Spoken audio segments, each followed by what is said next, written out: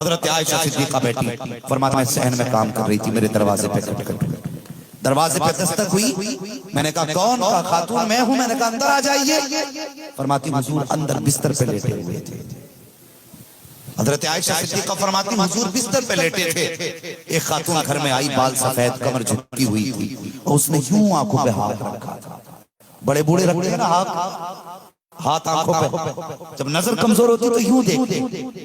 فرماتی یوں ہاتھ رکھا اور کہنے لگی عائشہ تیرے گھر والے نظر نہیں آ رہے؟ گھر والے سے مراد حضور کی ذات تھی۔ عائشہ تیرے گھر والے نظر نہیں آ رہے؟ فرمانے لگی اس سے پہلے کہ میں کوئی جواب دیتی یہ آواز حضور کے کانوں تک پہنچ گئی۔ حضور بڑی تیزی سے بستر سے اٹھے اور اٹھنے کے بعد تہبت سنبھالتے ہوئے باہر آئے۔ حضور نے خاتون کو دیکھا، اپنی چادر بچھائی، خاتون کو بٹھایا، حضور بھی بیٹھے۔ فرماتی بڑی دیر تک حضور باتیں کرتے رہے، اس خاتون سے بہت دیر تک حضور باتیں کرتے رہے۔ فرماتی باتیں کرتے کرتے نا حضور باتیں کرتے جاتے روتے جاتے،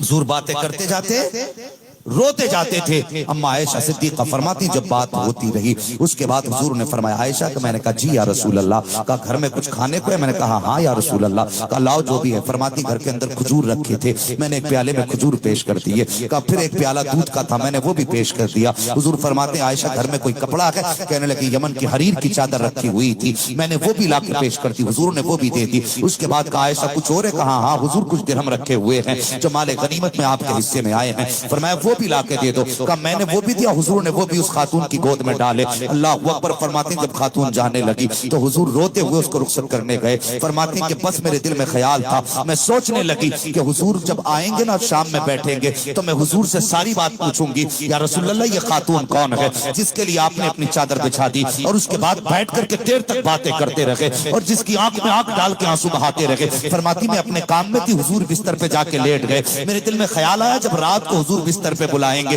تب جا کے حضور سے یہ سوال کروں گی۔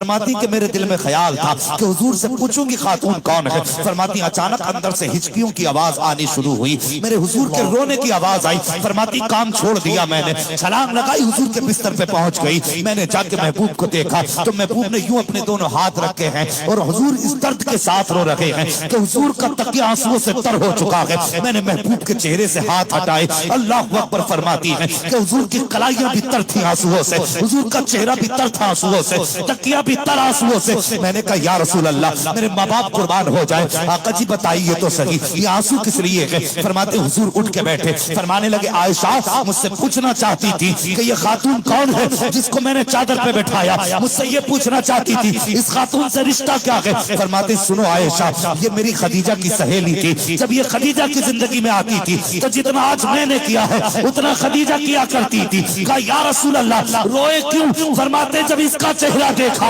تو خدیجہ یاد آ گئی، آقا اتنا کیوں دیا؟ فرماتے کہ سنو اتنا اس لیے دیا تاکہ میں اس کو دوں تو اس کا دل خوش ہو جائے اور جب یہ خوش ہو تو قبر میں خدیجہ کی روح راضی ہو جائے۔ سبحان اللہ۔